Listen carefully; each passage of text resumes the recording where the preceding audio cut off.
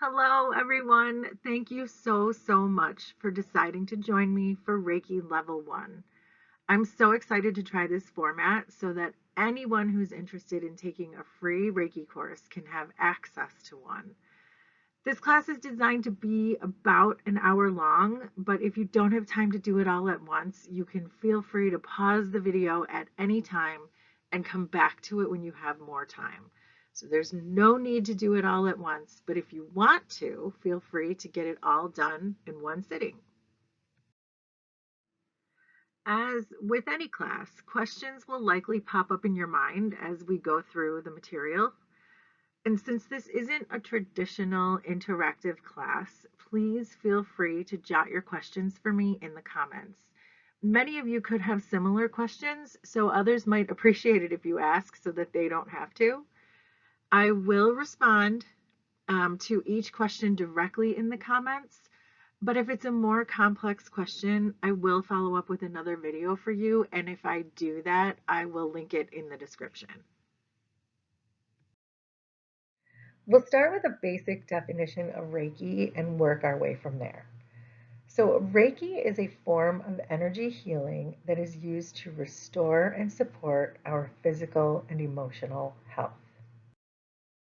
It's important to note that we are all born with this energy and we all have access to it. Reiki gives us the ability to really tap into it. This energy is known as different things across different cultures. For example, in the Japanese culture, it's known as Qi. In the Chinese culture, it's known as Qi. In other Asian cultures, it's known as Prana. And in much of the Western world, it's known as Holy Spirit. Those of us who have already experienced the benefits of Reiki know that it can reduce pain, relieve depression and anxiety, reduce blood pressure, reduce fatigue, improve self-esteem and quality of life, among an array of many other things. It's important to note that Reiki cannot cure.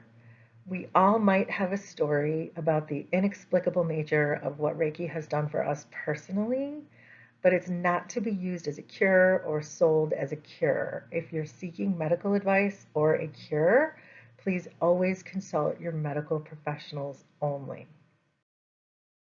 There are 3 levels of Reiki.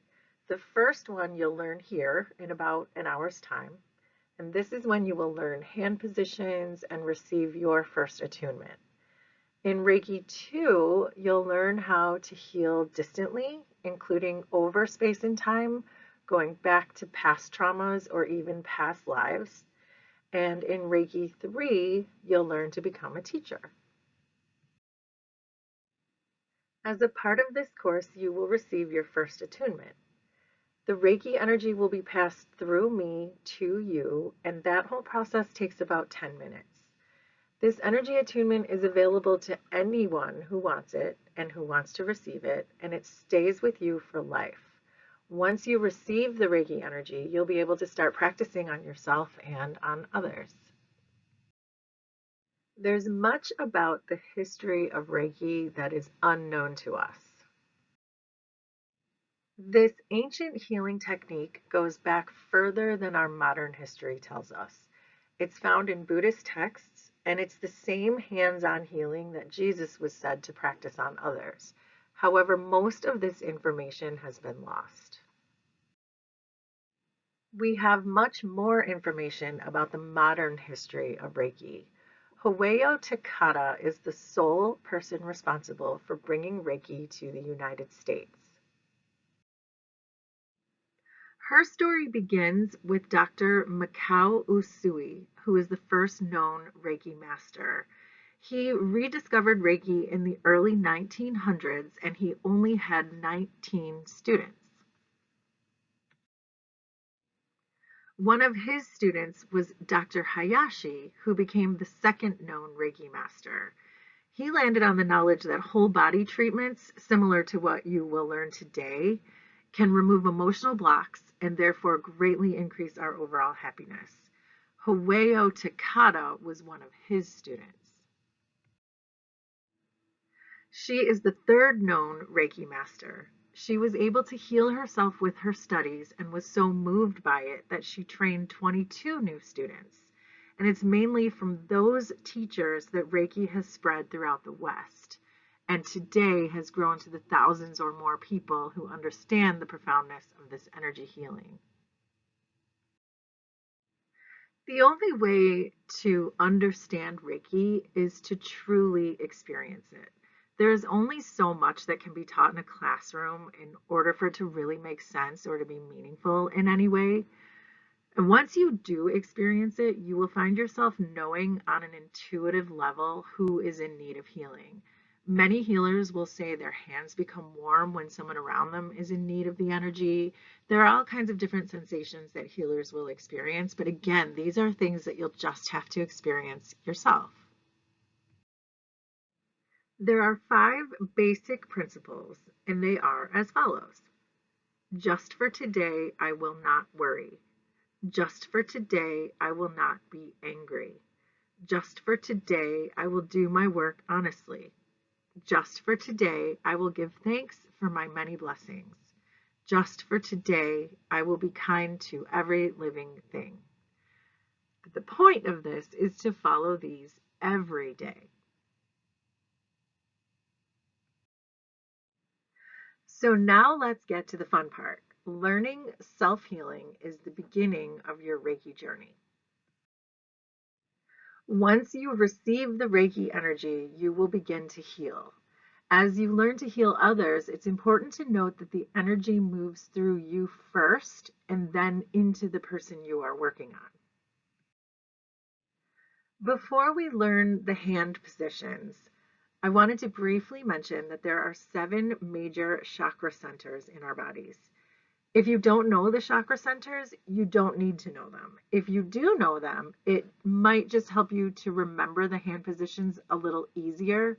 But if you don't, again, you don't need to. I'm only mentioning them because the areas of the hand positions for healing are directly related to these chakra centers.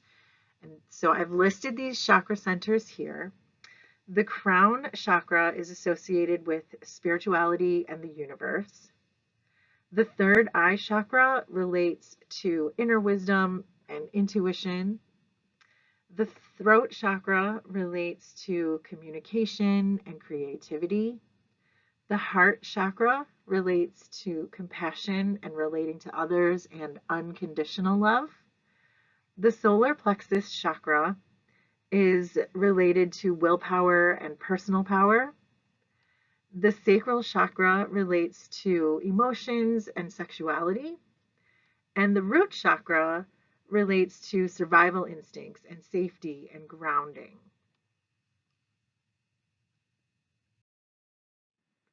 I'm going to go over the hand positions so you'll know what they are as we move more into the material. As we begin to practice the hand positions, you'll use both hands, if you're able to, with palms down.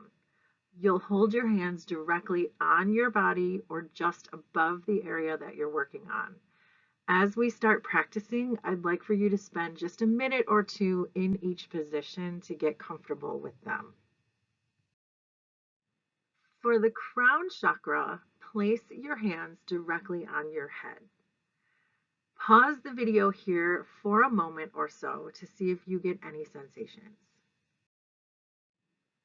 For the third eye chakra, place your hands on your forehead. Pause the video now for a moment or so and note any sensations.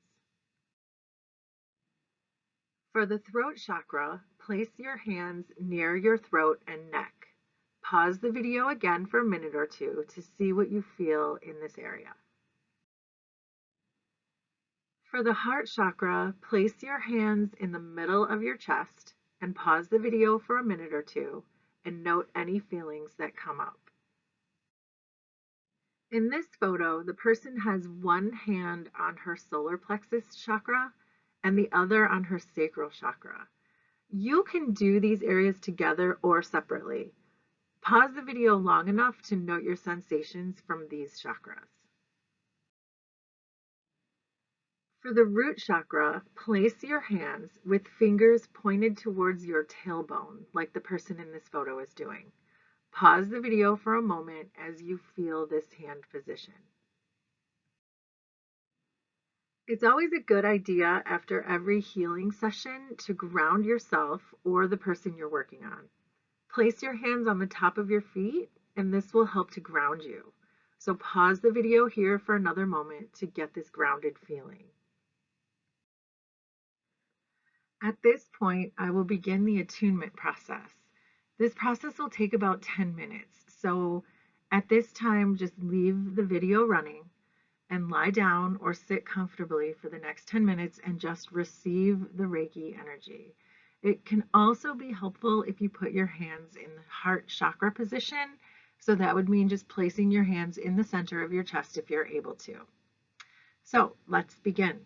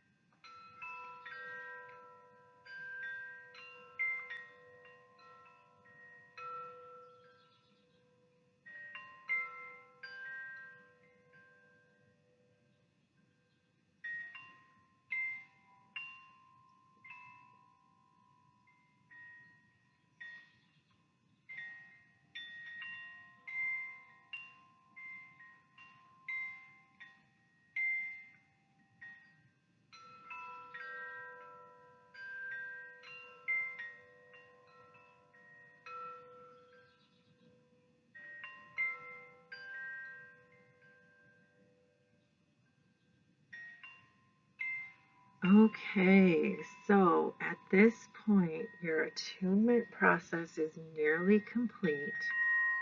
But at this time, I would invite you to move your hands down towards your feet and to the top of your feet so that you can start to ground some of that energy. I hope you guys are feeling great.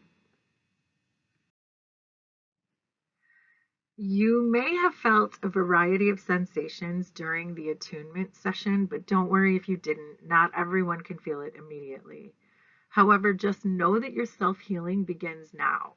And now you're ready to perform your first healing session on yourself. So for the next 35 minutes, I'd like for you to practice healing yourself. So what you're going to do is you'll go back over the hand positions, this time spending 5 minutes in each area. So you might begin to notice a distinct difference in the sensations now that you've received your attunements. So please begin now by pausing the video and spending 5 minutes in this hand position for the crown.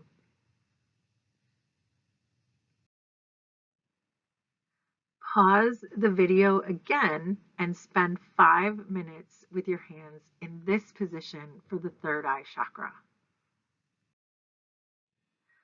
Pause here for 5 minutes for the throat chakra. Pause here for 5 minutes for the heart chakra. Pause here for 5 minutes for both the solar plexus chakra and the sacral chakra.